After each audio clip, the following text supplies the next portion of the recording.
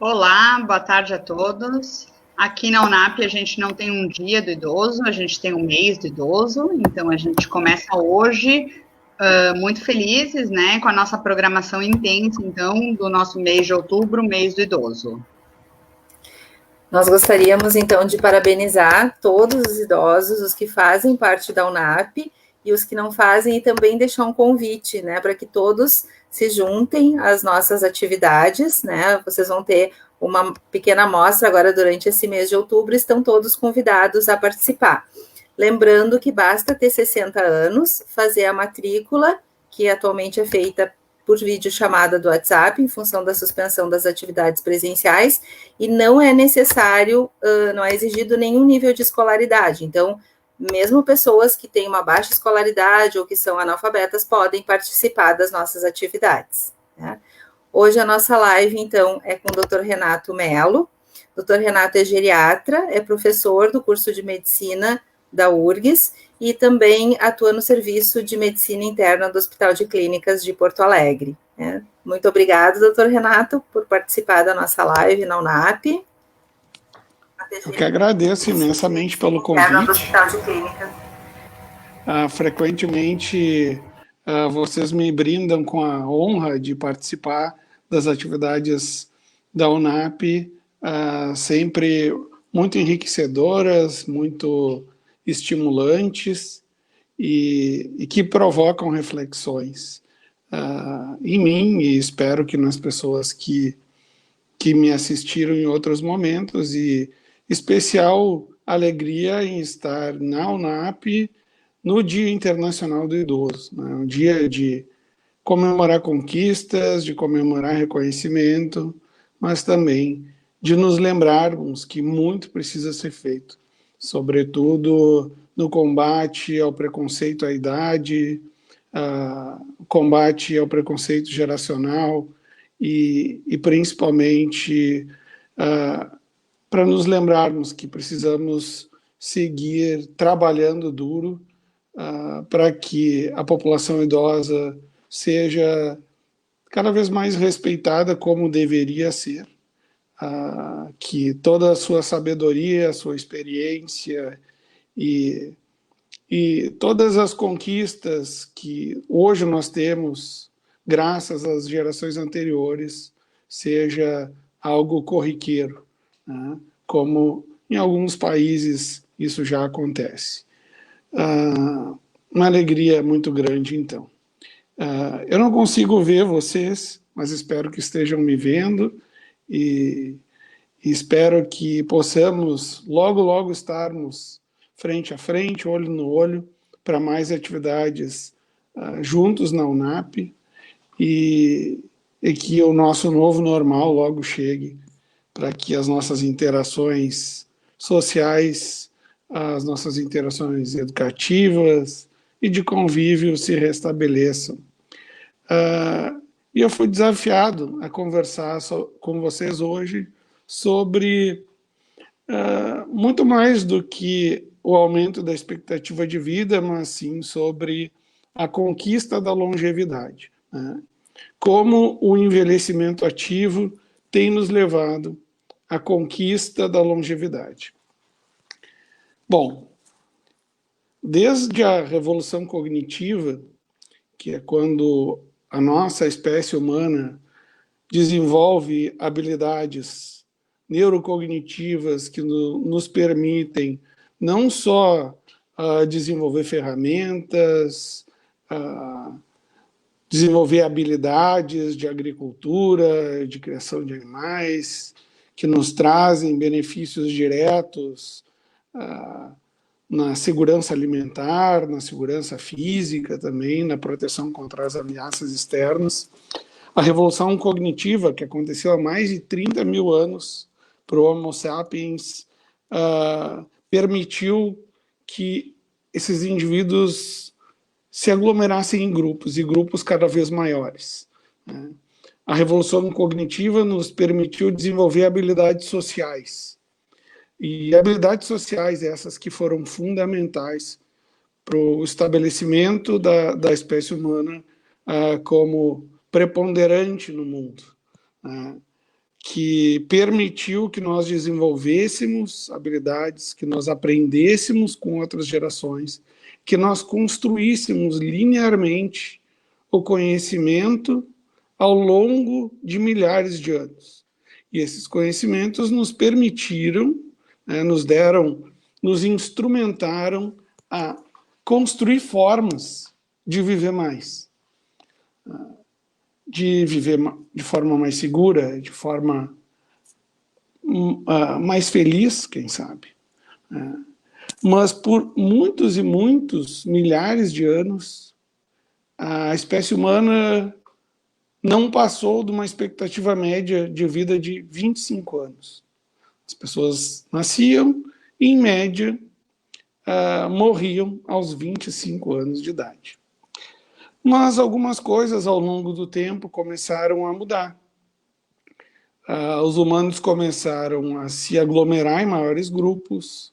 Isso permitia que os alimentos fossem mais controlados, né? Havia formas mais consistentes e que garantiam a alimentação de cada vez mais pessoas.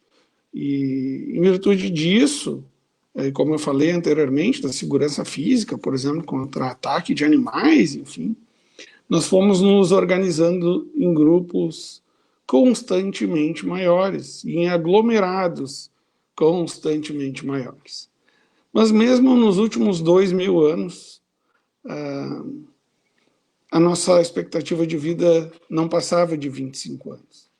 Essas aglomerações trouxeram algumas consequências, né? Pragas, grandes incêndios, infecções virais, epidemias, que mesmo que alguns indivíduos, uma parcela ainda pequena de indivíduos conseguisse viver mais do que 40, 50, 60 anos, a grande maioria não vivia mais do que 20 ou 30 anos. Somente há mais ou menos 1.000 anos nós começamos a prosperar no que diz respeito ao aumento da expectativa de vida.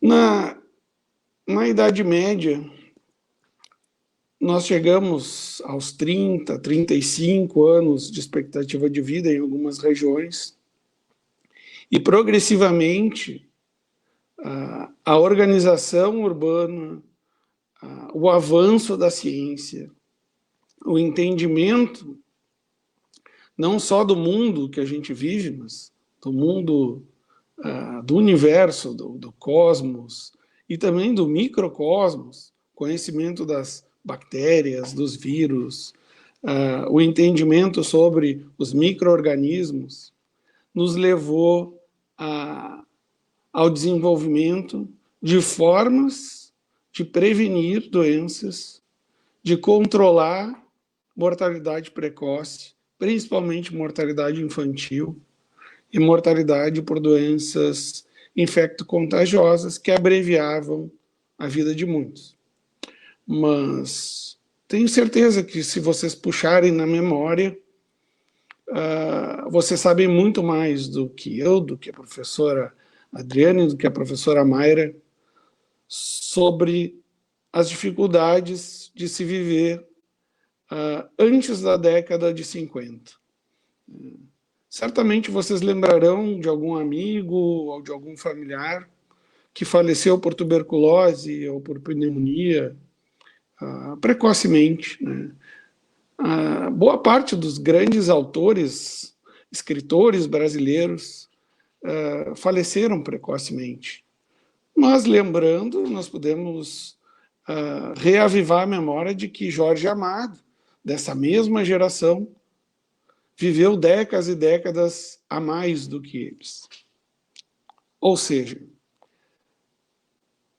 a expectativa de vida ela foi baixa durante milhares de anos. Começa a crescer, principalmente depois da Revolução Industrial, e um fenômeno sempre foi observado. alguns chegavam a idades muito avançadas.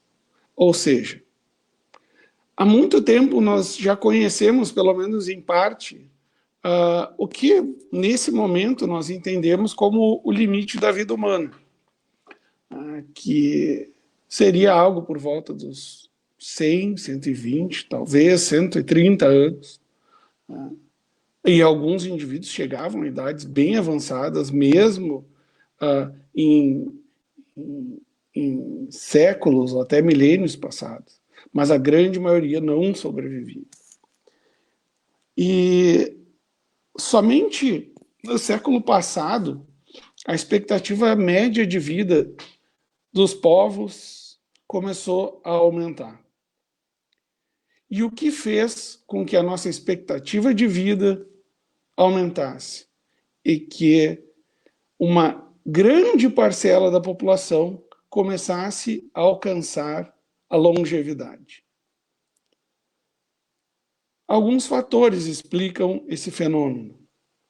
A partir da década de 40, década de 30, a expectativa média de vida de um cidadão ao nascer era em torno de 45 anos. Isso já era 20 anos a mais de expectativa média de vida ao nascer do que a gente encontrava nas civilizações primitivas. Nós já havíamos ganho 20 anos de expectativa média de vida ao nascer. Mas ainda, como eu disse, poucos, raros, atingiam status digno de ser chamado de longevo. Mas, de novo, a partir da década de 40, anos 50, algumas coisas mudaram e a população começou rapidamente a envelhecer.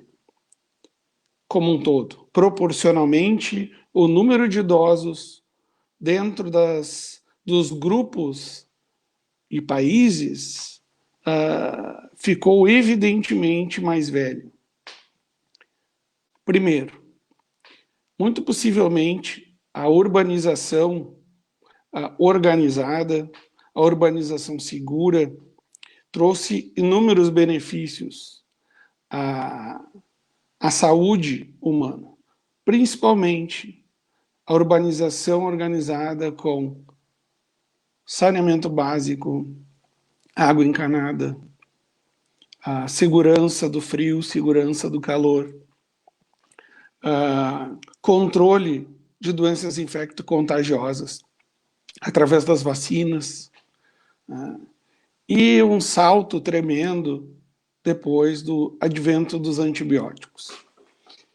Quando doenças que antes ceifavam a vida de jovens adultos, parou de acontecer. Então, as pessoas tiveram a oportunidade de seguir vivendo. Paralelamente a isso, o controle das doenças infecto-contagiosas, as vacinações, reduziram drasticamente a mortalidade infantil.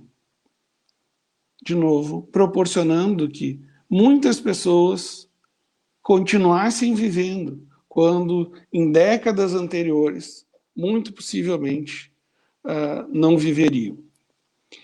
E isso automaticamente aumenta a expectativa de vida de uma população. Porque se as pessoas deixam de morrer há um ano,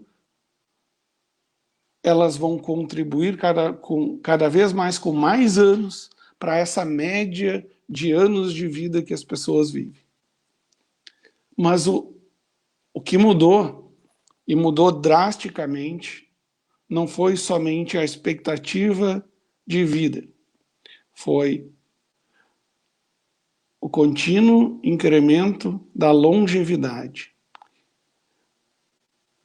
Enquanto a população jovem, atualmente no nosso país, o contingente populacional jovem do nosso país diminui em relação às outras faixas etárias, o contingente populacional acima de 60 anos de idade continua crescendo, Cada vez eu tenho mais indivíduos atingindo idades superiores a 60 anos de idade.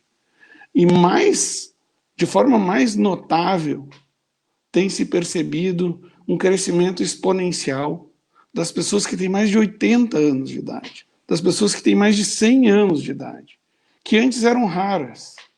E hoje, ainda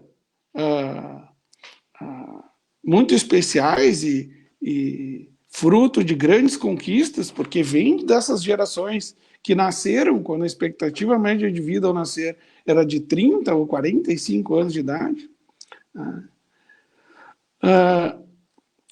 Mesmo assim, mesmo ainda não sendo tantos, mas são extremamente importantes para o entendimento da progressão da longevidade. Já tem alguns estudos indicando que as pessoas que nascem hoje no Brasil, claro que em situações econômicas não tão desfavoráveis, que a grande maioria delas chegará aos 80 anos de idade. E uma grande parte das pessoas que nascem hoje no Brasil, a partir de 2020, chegarão aos 100 anos de idade. Se nada mudar, é claro. Essas expectativas, elas são baseadas no que se tem até então. Nós não sabemos o que vai acontecer daqui para frente.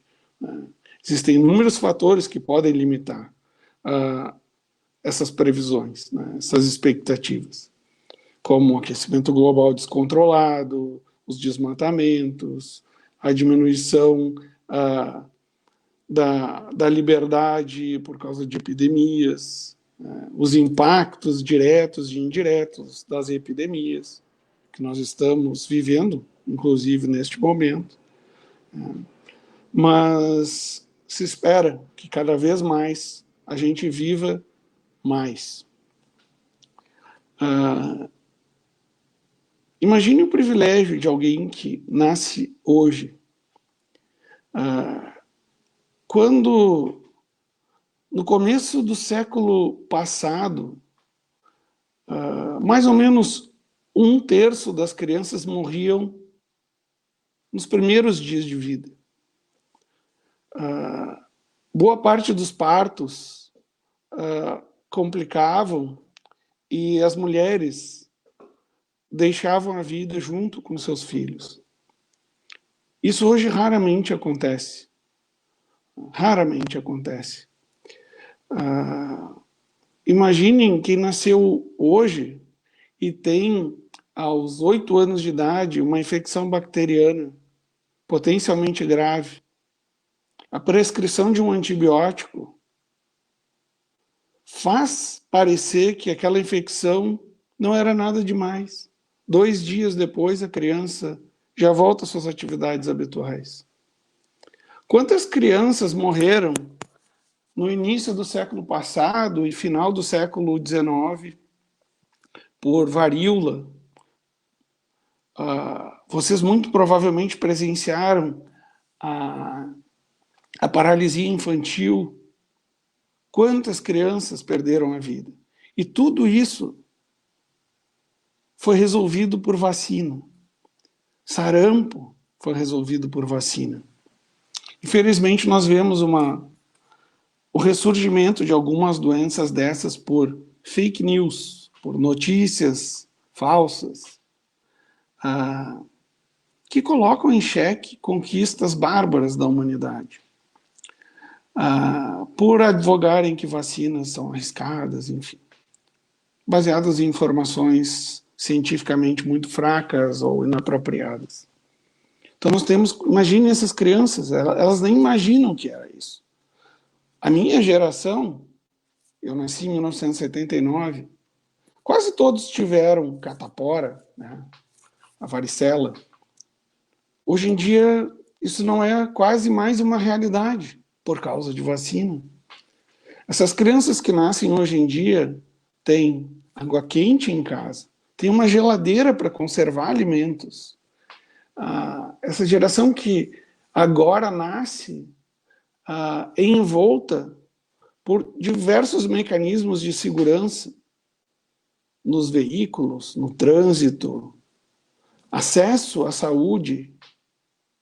Imaginem quanto eles não vão poder viver a mais do que vocês, do que a minha geração, em média. E quantos deles, como eu falei para vocês, não chegarão aos 100 anos? A expectativa é que boa parte deles passe dos 85, 90 anos. De novo, falando sobre isso. Mas nós não temos, certamente, todas as respostas, né? Será... Mas alguns questionamentos existem, muitos até. Por exemplo, usei aqui a palavra mais várias vezes. Mais tempo, mais vida, mais anos. Mas será que mais está diretamente atrelado a melhor, a viver bem? E aí entram os conhecimentos das últimas décadas. Eu falei para vocês que o que vocês viram, né, e eu li, vocês vivenciaram, a partir dos anos 40, o mundo foi rapidamente modificando, foi se modificando por tecnologias, por advento de tratamentos, diagnósticos, mas principalmente segurança, saneamento básico cada vez mais presente, segurança alimentar, segurança social, enfim. Tudo isso continuamente crescendo e a população brasileira continuamente envelhecendo. Ao ponto que, em 1979, quando eu nasci, a expectativa média de vida de um brasileiro, ou seja, se eu pegasse todo mundo que nasceu em 1979, se esperava que, em média, né, aquele grupo viveria em torno de 62 anos de idade. Certamente, alguns viveriam mais, outros viveriam menos, puxando para essa média. É um meio termo, em torno de 62 anos de idade. Atualmente, a expectativa média de vida de um brasileiro já é em torno de 80 anos. Ou seja, em 40 anos de existência humana, nós incrementamos 20 anos de sobrevida. Falei para vocês que esses 20 anos já tinha acontecido lá atrás, das populações primitivas para início da Revolução Industrial. Nós levamos milhares de anos para aumentar 20 anos a nossa expectativa média de vida. Agora nós levamos 40 anos para os mesmos 20 anos de aumento de expectativa de vida. Mas de forma mais retumbante, são 20 anos em cima de 60 anos. A expectativa média de vida já é de 80 anos. Em alguns países já de 85, 86 anos de idade. E o que aconteceu de tão diferente nas últimas décadas para que a gente ganhasse tanto, para a gente ganhasse mais tempo de vida? Uma pequena parcela disso está diretamente relacionada à medicina, ou às ciências da saúde, aos diagnósticos, aos novos tratamentos.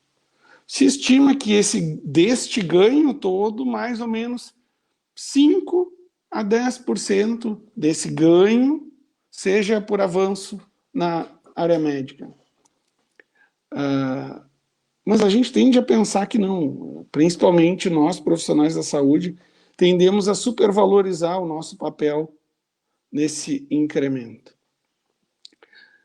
Grande parte do incremento da expectativa de vida nos últimos 40 anos está atrelado diretamente ao desenvolvimento social. a distribuição menos desigual, eu não vou chamar de mais igual, menos desigual de recursos.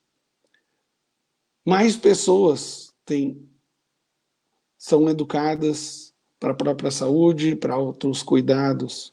Mais pessoas têm acesso à alimentação mais segura. Ainda temos muitas desigualdades, ainda temos muitas dificuldades, né? Por exemplo, em alguns bairros de São Paulo, que distam menos de 1 quilômetro um do outro, a expectativa média de vida ao nascer cai de 84 anos no Morumbi para 50 e poucos anos de idade, e uma comunidade carente que fica muito próxima. Sim, essas desigualdades elas impactam diretamente na nossa saúde, não só física, mas como mental, nos riscos de acidentes que nós corremos. Enfim. Mas a melhoria social foi o que permitiu que mais pessoas vivessem por mais tempo. E, automaticamente, isso joga a nossa média mais para cima. Mas será que nós estamos todos vivendo com saúde? Então, nas últimas 2 décadas, talvez metade dos anos 90 para cá, uma revolução, que é a Revolução Grisalha, se me permitem chamar assim. As pessoas que antes, aos 60, 65 anos, eram enxergadas como pessoas que precisavam se aposentar, né? Ficar em casa, ter uma bela poltrona, uma pantufa, talvez com pelos extras e amortecedores, e uma casa quentinha, um cobertor de crochê, à espera pela visita dos netos, né? Essa turma resolveu romper barreiras. E, assim como na década de 40 as pessoas inventaram algo que se chamou de adolescência, as pessoas disseram, não, eu não quero mais casar aos 13 anos, eu não quero trabalhar desde os 8 ou 15 anos, eu quero estudar, eu quero aprender. E a sociedade foi entendendo que isso era importante para o desenvolvimento dela própria. Essa mesma turma resolveu, de novo, se rebelar e dizer, não, eu quero viver bem, eu quero fazer o que eu quero fazer. Eu quero continuar trabalhando, eu quero continuar estudando, eu quero fazer atividade física, eu quero ficar saudável, porque eu quero... Antes as pessoas queriam viver saudáveis para ver os filhos casarem, depois os netos crescerem. Agora as pessoas não querem mais só verem os netos crescerem. Eles querem participar ativamente da vida dos netos durante décadas. Acompanhar a sua formatura, as avós dessas pessoas que agora se formam, elas já viram eles se formarem. Então, elas querem conhecer os bisnetos. Elas querem passear com os netos. Passear, eu digo viajar, ir para a praia, fazer programas juntos, ir ao cinema juntos, compartilhar a internet, compartilhar o smartphone. Eu quero ter a minha rede de amigos. E essa minha rede de amigos, ela não precisa só ter pessoas da mesma idade do que eu. É claro que a gente tende a se aproximar das pessoas com idades semelhantes às nossas. Mas não. Essa geração quer envelhecer ativamente. Quer tomar para si as rédeas das suas vidas a partir dos 60, a partir dos 70, a partir dos 80, a partir dos 90 anos de idade. E dizer, em alto e bom tom, que quer continuar vivendo. Autônoma, independente, e busca os meios para isso. Caminha, faz atividade, se matricula na UNAP, estimula o músculo, estimula o coração, estimula o cérebro. A busca pelo envelhecimento ativo tem uma consequência, que se chama envelhecimento saudável, envelhecimento bem-sucedido, se alguém quiser dizer assim. Mas eu prefiro dizer envelhecimento mais feliz. A gente fala em mais tempo, mas a gente não quer só mais tempo. A gente quer mais tempo e a gente quer mais qualidade nesse tempo. E essa geração cria um novo paradigma, o paradigma de uma sociedade mais velha e mais ativa. Quando eu fiz faculdade, eu entrei na faculdade no final dos anos 90, final mesmo, 99, me formei em 2004, e naquela época não se via ninguém correndo na redenção. Talvez uma ou duas almas perdidas ali correndo, fazendo atividade física. Poucos falavam cuidar da alimentação, né? E talvez tudo isso entre nesses 10%, mas aí eu adicionaria uns 10% adicionais aos avanços da saúde, talvez 10%, talvez 20% de ganho da nossa longevidade. Isso mudou a forma com que a gente se relaciona com o próprio corpo. E isso sim também nos deu mais tempo de vida. Só que isso nos deu mais do que tempo de vida. Isso tem nos trazido maior qualidade de vida. Tanto que hoje, às 6 horas da tarde, se eu sair do Hospital de Clínicas de Porto Alegre e caminhar em direção ao campus central da universidade, ali próximo à Santa Casa, há hordas de pessoas correndo e fazendo atividade física. Isso, claro, pré-pandemia. Cuidando do corpo e entendendo que ao cuidar do corpo, a gente cuida da nossa cabeça. A gente cuida da nossa saúde mental também. Essa mesma geração entende que estar próxima dos amigos, das famílias, curtir momentos sociais é também importante para a saúde mental e também para a saúde física. Tudo isso é muito atrelado. A saúde física, a saúde mental e a saúde social. São pilares fundamentais para que a gente tenha qualidade de vida. Mas existe um componente da qualidade de vida que eu diria não impossível de medir, mas quase impossível, que é a satisfação pessoal com a própria vida. A pessoa pode ter saúde física, saúde mental e saúde social, mas se ela não se sentir satisfeita com isso, ela muito provavelmente vai dizer que a qualidade da vida dela não é tão boa. Então, a noção trazida, de novo, para essa nova geração de octogenários, septagenários, sexagenários, essa nova geração mostra que não basta só ter essas 3 coisas. Eu preciso me sentir realizado com a minha própria vida. Só que para eu me sentir realizado com a minha própria vida, eu preciso olhar para o passado e enxergar coisas boas. Eu preciso enxergar para um passado mais recente e enxergar conquistas. Mas eu tenho que enxergar no presente que eu sigo querendo mais. Eu sigo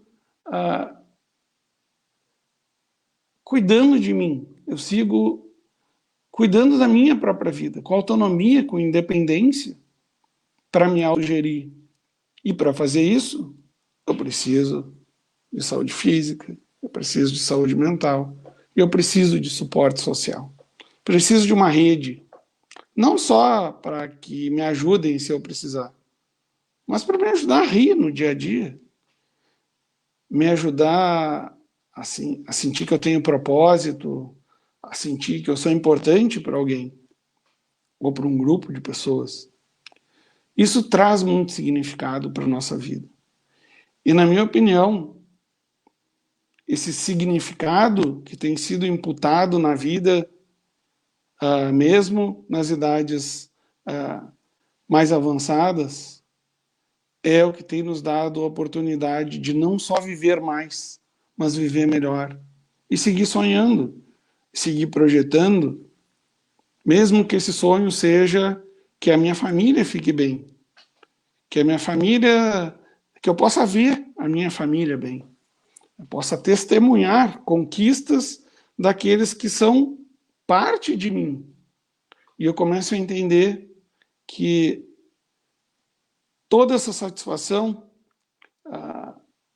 que a qualidade da minha vida longeva depende do meu envelhecimento ativo diretamente, depende da minha rede social verdadeira, não essas que a gente faz login e coloca a senha, mas elas também são importantes, elas têm tido um papel muito importante, sobretudo agora, nessa época de distanciamento social, ela tem muitos pontos positivos, tem seus negativos, que não é o caso da nossa conversa de hoje, mas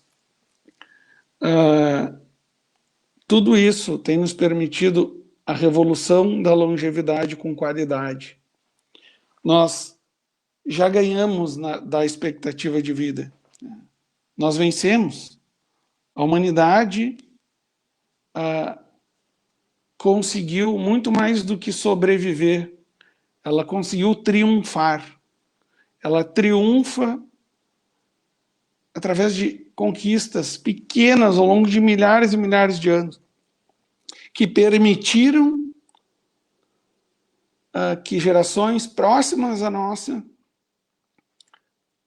desenvolvessem cada vez mais as habilidades humanas para que a geração de vocês hoje seja uma geração a ser celebrada como um marco da humanidade. E claro que a gente tem muitos desafios pela frente. A geração de vocês tem rompido barreiras que nenhuma outra havia rompido. Então, naturalmente, nós estamos, vocês principalmente, e nós observando tudo isso, atentos para aprender como se faz, mas também atentos às barreiras que têm sido postas. E como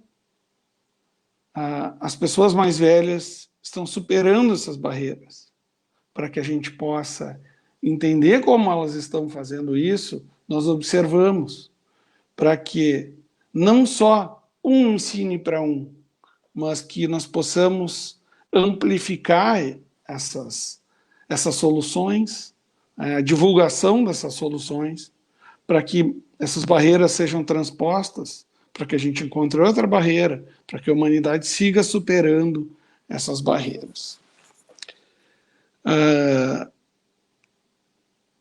E a mensagem que eu quero deixar ela é muito positiva, porque é uma mensagem de conquista. Por mais que nós tenhamos muitas dificuldades, e muito precise ser melhorado, acho que a conta final, colocando os mais e os menos, é muito positiva. Porque nós conquistamos não só mais tempo de vida, mas nós estamos conquistando mais qualidade de vida. Essa é a mensagem principal que eu quero deixar para vocês. Mas deixar também uma provocação para a nossa conversa. Eu penso que, e essa pandemia nos permitiu refletir até mais sobre isso, que talvez o nosso maior desafio da atualidade não seja viver mais, mas viver melhor, mentalmente e fisicamente, todos esses anos a mais que nós conquistamos. Talvez o nosso maior desafio seja nos reinventarmos em curto prazo diante disso que vem acontecendo conosco, das tristezas, das perdas, das ansiedades, da reclusão domiciliar, talvez seja transpor essa barreira. É um desafio difícil de superar, mas eu tenho convicção de que a geração que reinventou o envelhecimento vai superar mais esse desafio e vai ensinar para a geração que vem logo depois a viver mais e melhor. Acho que é isso que eu tinha para dizer para vocês e fico à disposição para conversarmos um pouquinho. Renato, obrigada pelas palavras. Mais de 60 pessoas nos assistem. Não preciso te contar dos elogios que a gente está recebendo pelo Facebook. E eu poderia ficar a tarde inteira discutindo, mas tem um monte de perguntas aqui, então vou pedir para o pessoal continuar passando as perguntas pelo Facebook. Então, você estava falando da parte emocional, terminando a parte, né, de falar sobre isso, né? E a Vera perguntou para a gente como a pandemia, né, que a pandemia afeta emocionalmente os idosos e como se preparar para a volta. Ela quer saber se a volta, a ideia é só depois da vacina. Ela queria que você falasse um pouquinho sobre isso. É uma pergunta muito importante da Vera, né? Uma pergunta importantíssima, difícil de responder, porque é tudo muito novo, né? Nós não temos dados científicos concretos e a gente tem visto tantas informações desencontradas e informações imprecisas e vendidas com muitas certezas, né, principalmente, e que tem dificultado a forma como a gente interpreta tudo que está acontecendo. E torna até mais difícil enfrentar tudo que estamos passando. Certamente,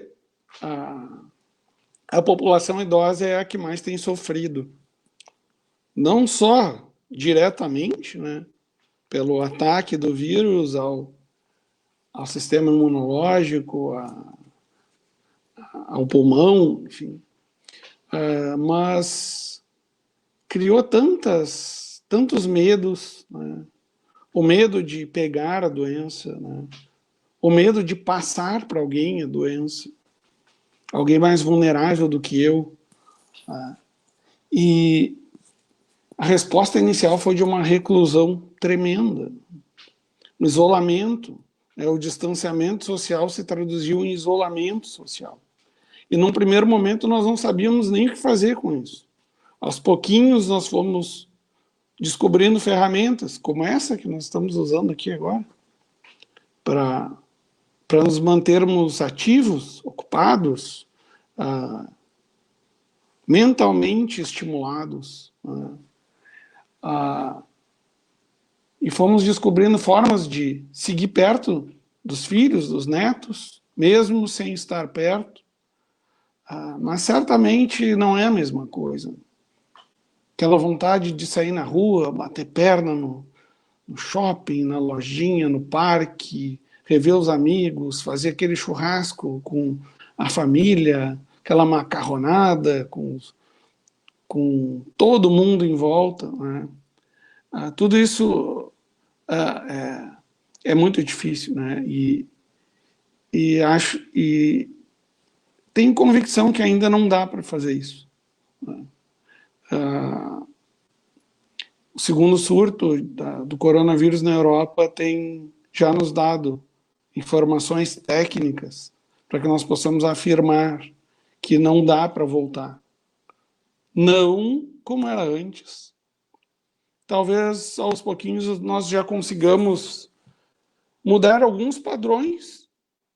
Reuniões familiares pequenas, com muito cuidado, com proteção, uso de máscaras, distanciamentos, um almoço de família, não naquela mesa todo mundo apertadinho, conversando, gritando, mas quem sabe um momento de um chá, um bolo, né, com as pessoas bem distanciadas dentro de casa. Mesmo com a vacina, nós ainda não temos certeza se poderemos voltar, né? Essa é a nossa esperança, certamente. A nossa esperança, e aí a nossa esperança ela cria algumas mágicas na nossa cabeça. O ser humano tem essa habilidade de confabular, né? Isso faz parte, e a capacidade de confabular talvez tenha sido o maior instrumento para que nós tenhamos chegado onde nós chegamos. A gente cria esperança, a gente cria soluções imaginando, né? Mas nós criamos uma ilusão de que nós vamos vacinar todo mundo e o mundo está liberado. Mas, infelizmente, não é bem assim.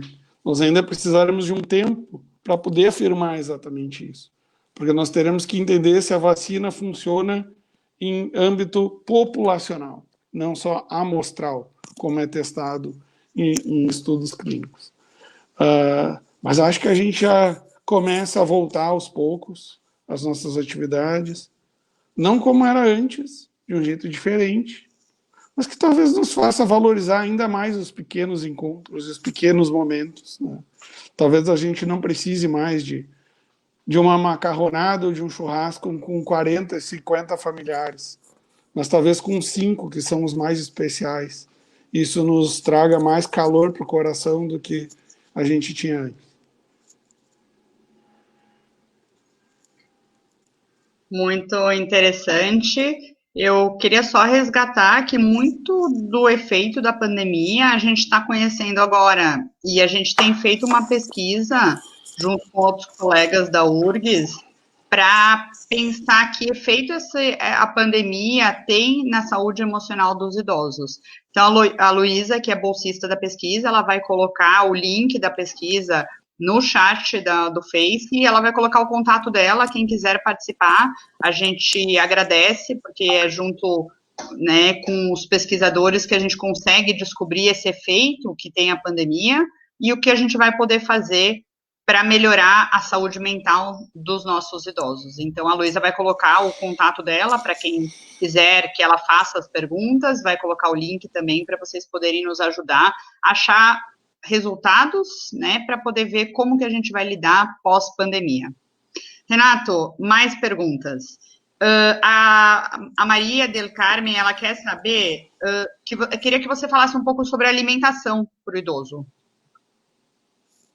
Maria del Carmen? Celes? Não, porque eu acho que a Maria del Carmen é filha da paciente mais velha que eu já tive. Peraí, que viveu não, até Parareda Moore. Então não é. Não é outra Maria del Carmen? É outra, né? Não, essa paciente que eu tive viveu até os 107 anos.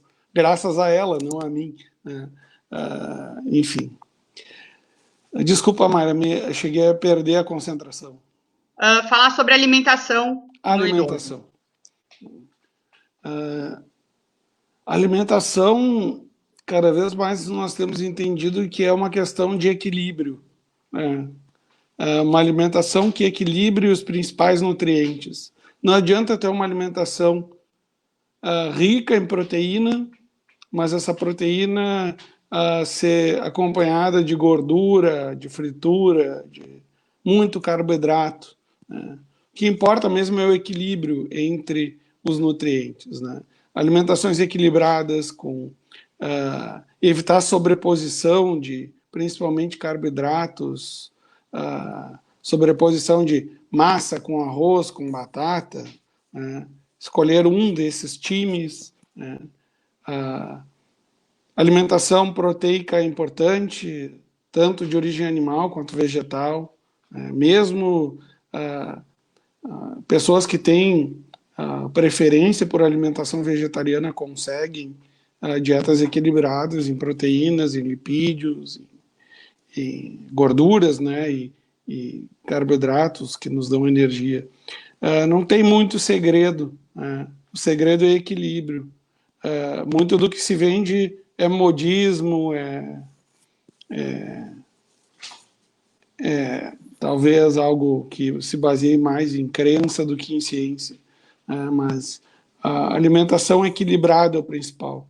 Verduras, legumes com arroz, feijão, com carne ou com legumes ricos em proteína, como o próprio feijão, enfim.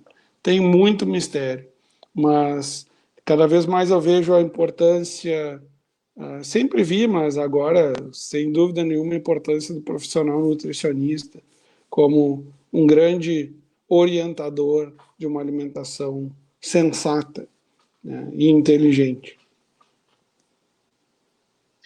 Vou juntar duas perguntas em uma, mas isso não significa que vai ser mais fácil de responder.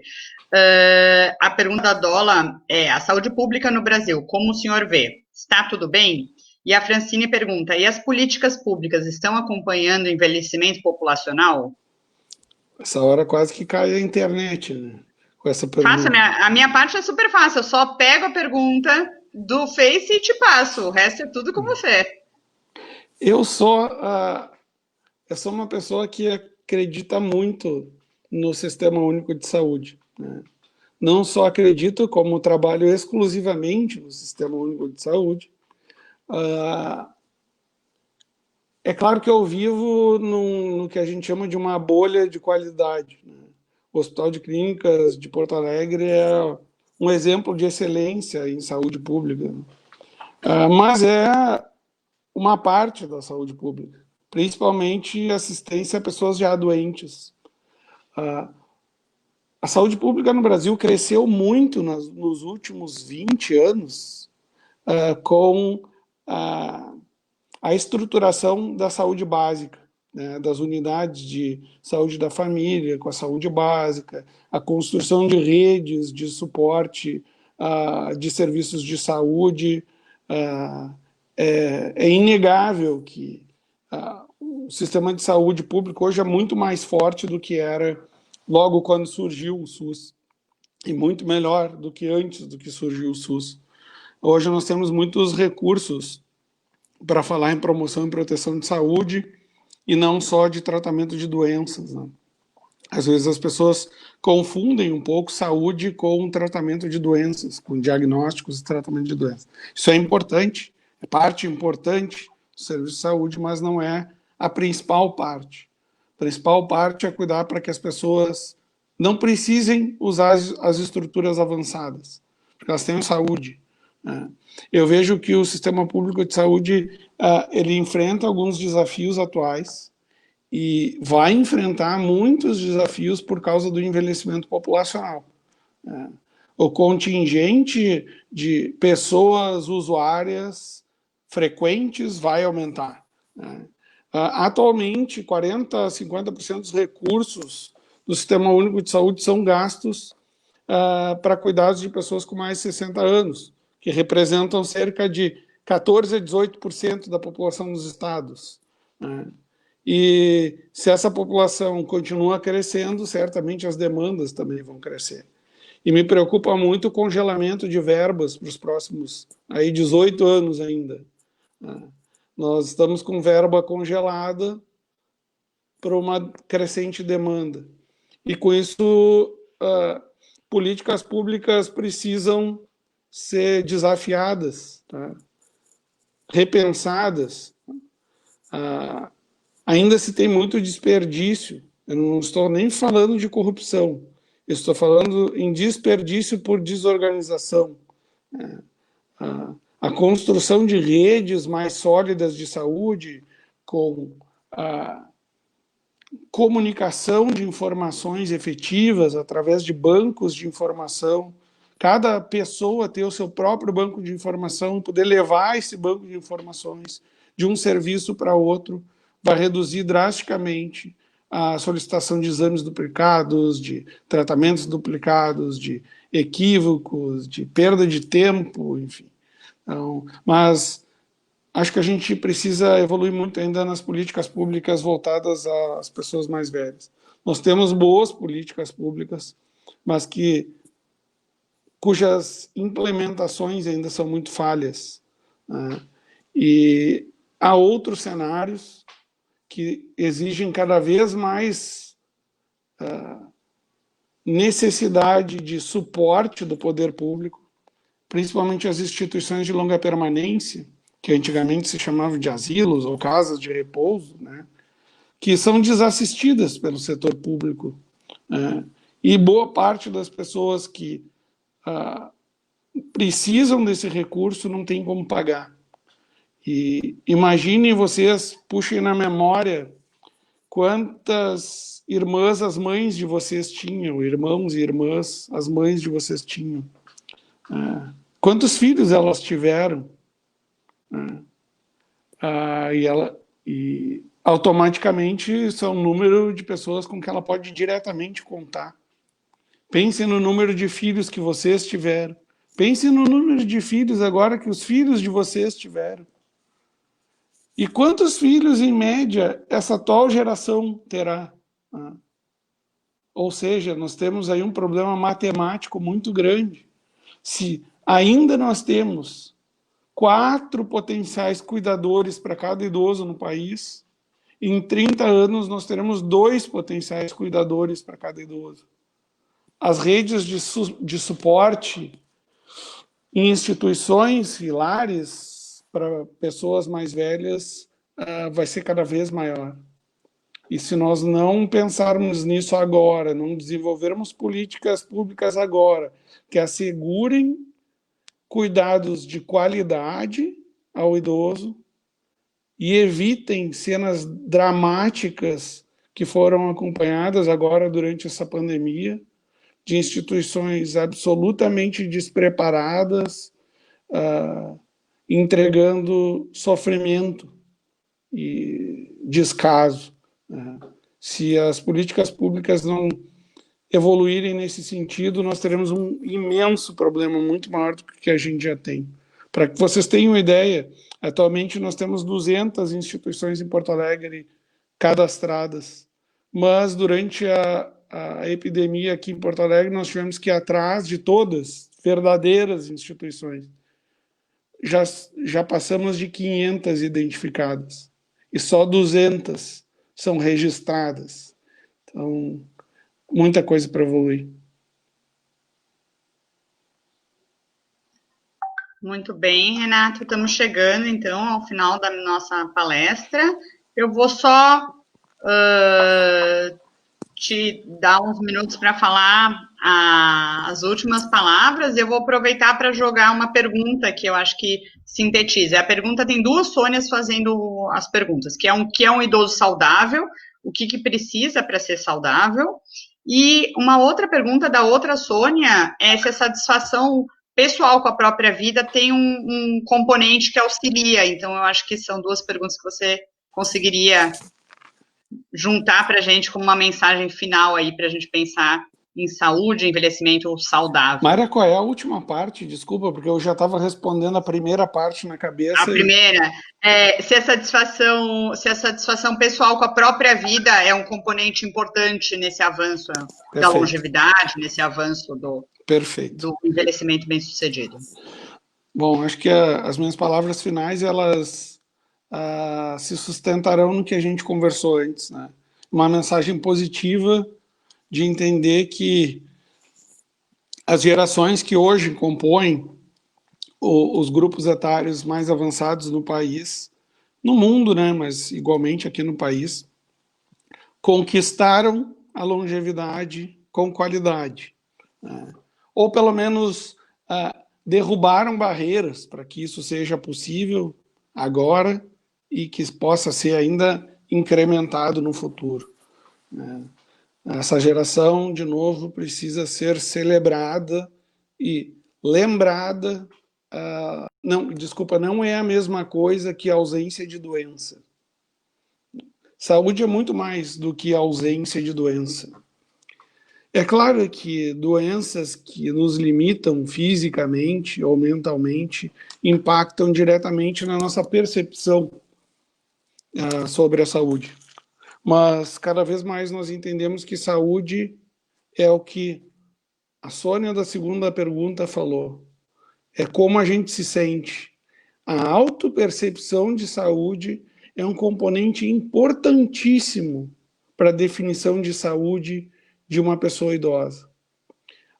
Mesmo que ela tenha alguma doença, mesmo que ela tenha uma doença crônica, uma doença cardíaca, ou uma doença renal, ou que ela tenha até mesmo uma doença neoplásica, um câncer, né?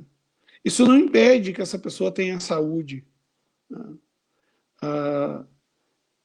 Independente da doença, a pessoa pode se manter fisicamente ativa, mentalmente ativa, socialmente ativa e se sinta saudável.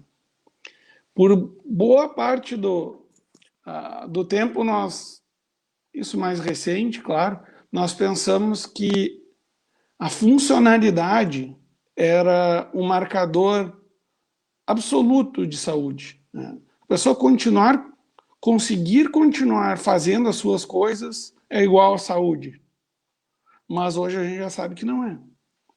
Isso influencia diretamente também na saúde. Mas existem pessoas que têm muitas limitações, incluindo pessoas que adquiriram deficiências físicas ao longo da vida, pessoas que nasceram com deficiências físicas ou deficiências mentais, e aquelas que perderam capacidades físicas por doenças ou problemas atrelados às doenças, que se sentem saudáveis, que mesmo com dificuldades, elas construíram formas de romper, né, de sobrepor essas barreiras e continuarem se sentindo saudáveis e felizes. A gente também não pode confundir saúde com felicidade. Felicidade é algo mais transcendental, né? Mas saúde tem muito a ver com autopercepção e eu não tenho a mínima dúvida disso. Renato, agradeço, então, para a gente da UNAP é uma grande honra ter você, começando o nosso mês do idoso, no dia do idoso, então, realmente, obrigada. Obrigada por todo mundo que assistiu a gente. Segunda-feira, a gente está de volta, às 15 horas, com a Lu Tomé, que vai falar, então, que é a nossa curadora da Feira do Livro desse ano.